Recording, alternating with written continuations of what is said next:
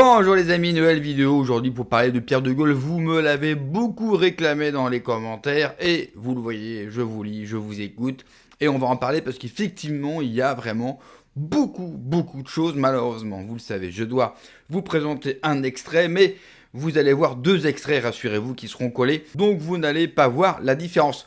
Juste avant, vous l'avez vu, je suis totalement censuré par YouTube. Mais il y a aussi une raison à cela. Je sais que la plupart d'entre vous utilisez des applications pour bloquer les pubs sur YouTube. C'est très bien, mais le problème, c'est que c'est en train de tuer beaucoup de chaînes YouTube, et notamment la mienne. J'ai perdu 50% de mon audience. Pourquoi? Parce que YouTube a changé son algorithme pour justement lutter contre ça. YouTube, c'est une entreprise, quoi qu'on pense de YouTube, qui gagne de l'argent avec de la publicité et qui en reverse une partie aux créateurs de contenu. Et comme vous êtes de plus en plus nombreux à le faire, eh bien YouTube a décidé de prendre les devants. Le problème, c'est que ça n'affecte pas, par exemple, Toxin, dont je vais parler aujourd'hui, ou alors TVL, ou alors GPTV. Ils ont perdu, mais ils ont une telle audience, une telle puissance, que cela se répercute d'une manière beaucoup plus faible.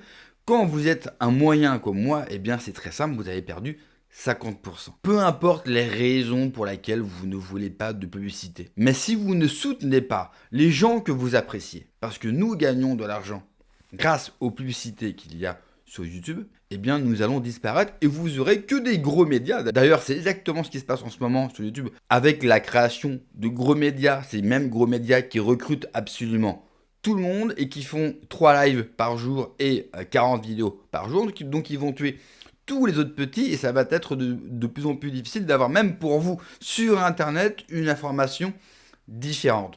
Donc si vous m'appréciez, si vous aimez mon travail, si vous pouvez le temps bien sûr de regarder une de mes vidéos, enlever ces bloqueurs de pub, franchement je vous en remercie, au moins le temps de me relancer et de briser bien sûr la censure sur YouTube. Sinon je vous invite aussi à aller et à migrer sur Patreon. Vous avez bien sûr tous les liens en description. Vous avez bien sûr l'abonnement, le pouce, le commentaire, le boost. Je remercie bien sûr tous ceux qui m'ont mis des commentaires chaleureux ces derniers temps. Et je remercie aussi les personnes qui m'ont fait un don sur Tipeee. Voilà, je voulais faire un petit point avec vous. C'était important pour moi. Allez, on écoute tout de suite Pierre de Gaulle et on en parle juste après.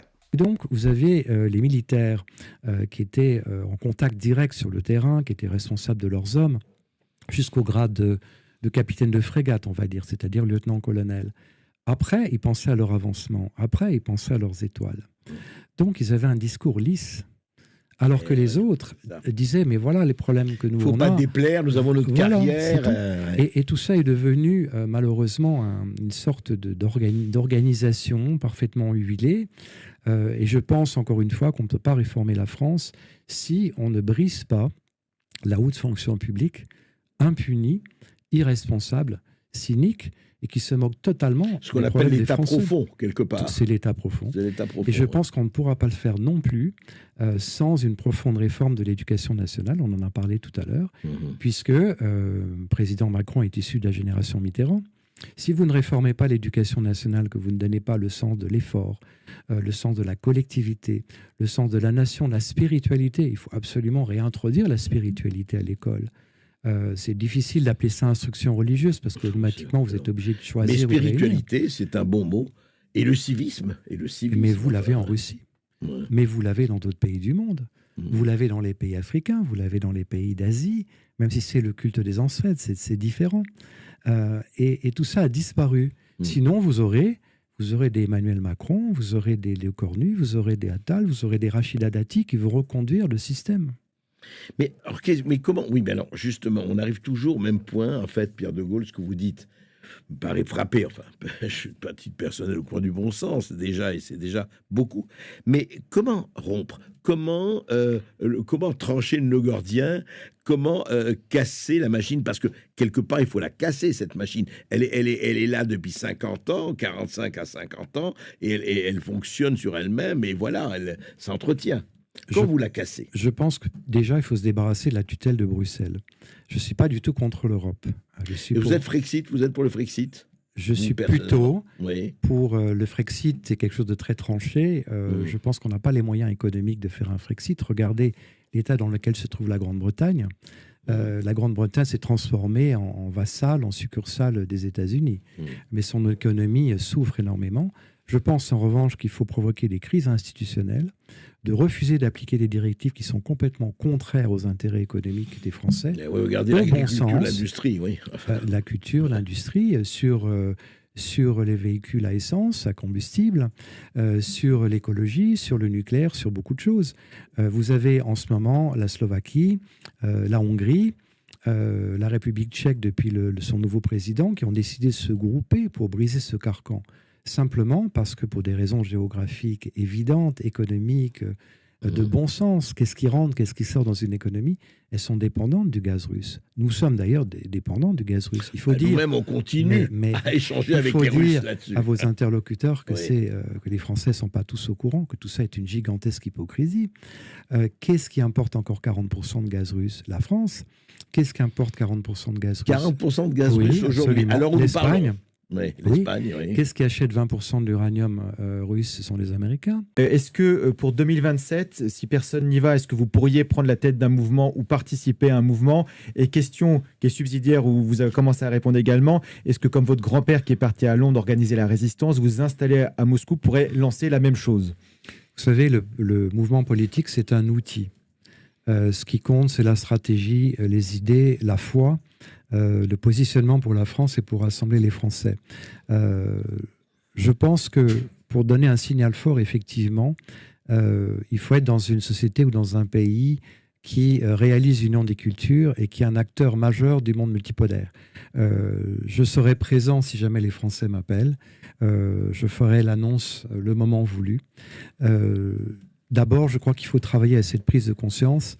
Il faut proposer des idées, des solutions alternatives. Il faut fédérer un enthousiasme pour reconstruire le pays, pour faire en sorte que les Français se parlent ensemble. Je crois que c'est absolument essentiel. Donc Pierre de Gaulle serait prêt à se lancer dans la course à la présidentielle en 2027. Après Philippe de Villiers, autre grande figure du camp national, nous avons le petit-fils, bien sûr, du général de Gaulle, avec un patronyme plus que célèbre dans l'histoire de France. Et d'ailleurs, dans l'histoire de la République, ce fut bien le seul président à avoir fait et à réaliser de grandes choses. Et c'est la dernière fois que notre pays fut souverain et respecté et filé droit. Donc forcément que cela a un impact quand lui se dit prêt, bien sûr, à s'engager si les Français, bien sûr, le demandent. Mais ça, c'est plus une réponse, une phrase de courtoisie. Je ne suis pas d'accord avec tout ce qu'il a pu expliquer dans la longue interview qu'il a donnée à André Berkoff. Il y a beaucoup de choses avec lesquelles je pense que beaucoup d'entre vous ne seront pas d'accord. C'est vrai. Mais ne boudons pas non plus notre plaisir. Imaginez si des gens comme Philippe de Villiers, Pierre de Gaulle, Philippot et d'autres s'allieraient. Franchement, ça aurait de la gueule. Ça aurait de la gueule de voir des gens qui arrêteraient, bien sûr, d'aller chacun de leur côté à créer encore un parti. Enfin, ça devient fatigant. Il y a plus de partis qu'il y a de Français. Aujourd'hui, les Français, ils ont besoin aussi de voir des gens de bonne volonté capables de s'unir face à l'urgence. Il s'agit bien d'une urgence vitale pour la France et pour les Français. Et nous qui demandons des efforts aux Français, du soutien, et moi le premier j'en demande par rapport à ma chaîne YouTube, c'est-à-dire votre soutien de m'aider, eh bien en contrepartie il faut que nous aussi on montre aux Français qu'on est capable de s'unir pour une bonne cause, et quelle meilleure cause que la France. Donc ça reste une bonne nouvelle. Je vais enlever de côté tous les discours ou toutes les idées que je n'aime pas chez Pierre de Gaulle, que je trouve, contrairement au général de Gaulle, bien timoré et bien tiède sur certains sujets.